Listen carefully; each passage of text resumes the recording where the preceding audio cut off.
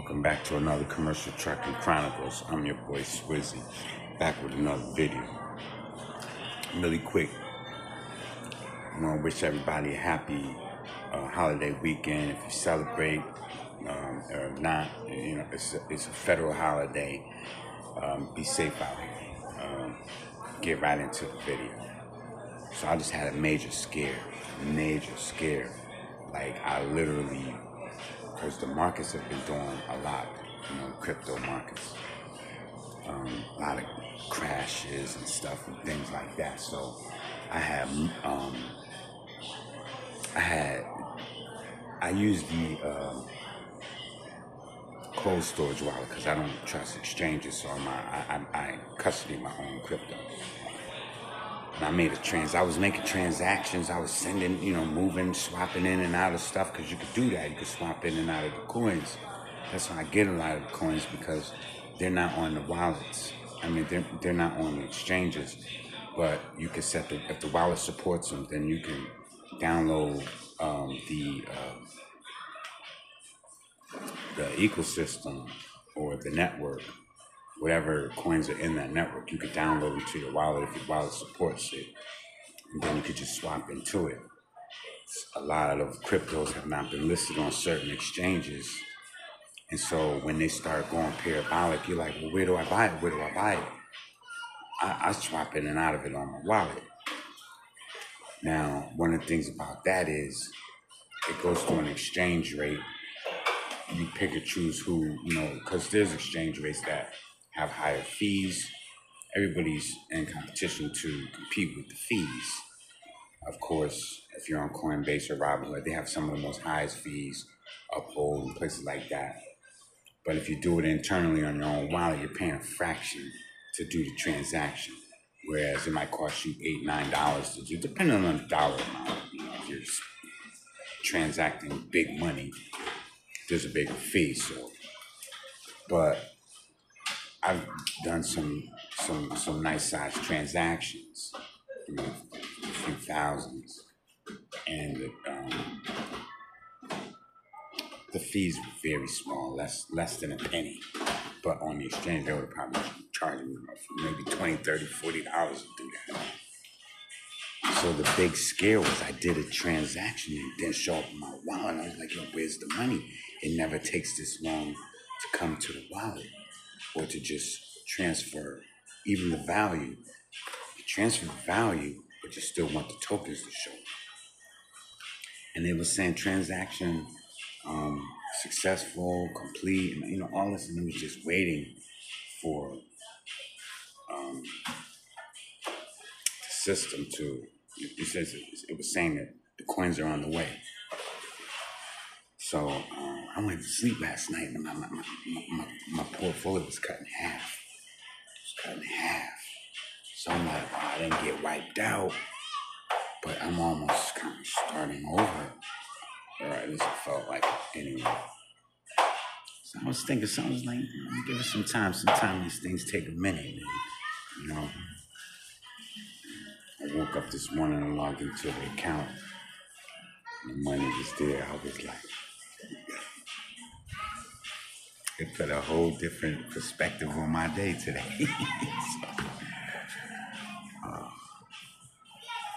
We still have a dip going on right now, and that's one of the things I was trying to avoid taking and holding on to a crypto that was going down. So no, I'm not going to hold on to it. I'm going to swap out of it, put it in a stable coin. And that's what I did. I went to RLUSD, which is Ripple. It's a stable coin. I know they just passed that Genius Act and that bill. Like, what's going on, right? What's happening to my money? Where is it? Well, we still got it. The markets did pull back a little bit, but that means I still have an opportunity to buy the dip. So, do me a favor. Leave me a comment if you kind of have an explanation as to like why, or if this has ever happened to you. but if you have an explanation as to why. So basically, RLUSD, all stablecoins, so I just found this out, all stablecoins run on the Ethereum network as of right now. All stablecoins. The XRPL, I think because of smart contracts, So I don't know what contract is with the. I don't know what the smart contract is between the cold storage wallet that I use and the network, right? I don't know what the contract agreement is between that network and the asset that I had swapped into, the RLUSD. But there's got to be a turnaround time, and with these cryptos, a lot of times, I'm so used to things just instantly, like as soon as I send it, it takes a few seconds. It's there. Last time I had a transaction take this long was when I sent Bitcoin. Like this was years ago. I sent some Bitcoin. I do a lot of transferring Bitcoin between wallets. I sent some to my daughter and stuff like that, and it would take almost 24 hours a day, 4 or 5 hours. It would take hours. So anyway, it did show up in the wallet, so I'm happy about that. Like I said, for a whole perspective, another perspective on my day, so I might just go jump in the pool. Out there. Be out there in the pool. And have a good time. I might jump in there with him. It's your boy Swizzy. Check back in with me, leave me a comment, and like this video, share this video, and be very careful, man. Don't get scammed. And make sure that, whatever network that you are using, that you fully understand the protocol. And don't never, there's a last thing. Never send a large sum. You know what I'm saying? Especially if it's your first time, which this was my first time actually swapping into RUSD. I've never did it before. Usually I go into USDC. Send a small amount first, maybe $50, $100. Don't do a couple thousand, stuff like I did. I just was so comfortable with just sending it, and I freaked. I got sick. And this has happened to me before, but I knew. I said, well, the transaction history says that it's processing, that it's sending it's everything was green lighted. So, and then I looked into it, and it was like, why does the transaction take more than, if it takes more than 15 minutes, then explain why.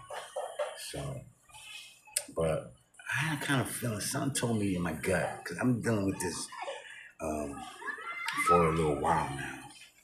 Something told me, said, if it ain't there in the morning when you wake up, or come through in the wee hours of the night when you just, and I said it. I told my wife, I said, gotta know when to walk away.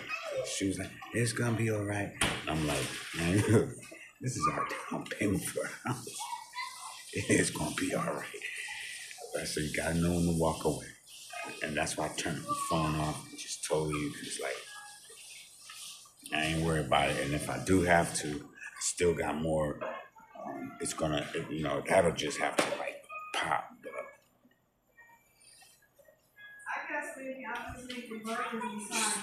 We're still good. Still good. Hey, y'all have a good rest of your holiday weekend. I see you guys or whoever y'all back on the job. I might make a video for you from the truck. We going back to work.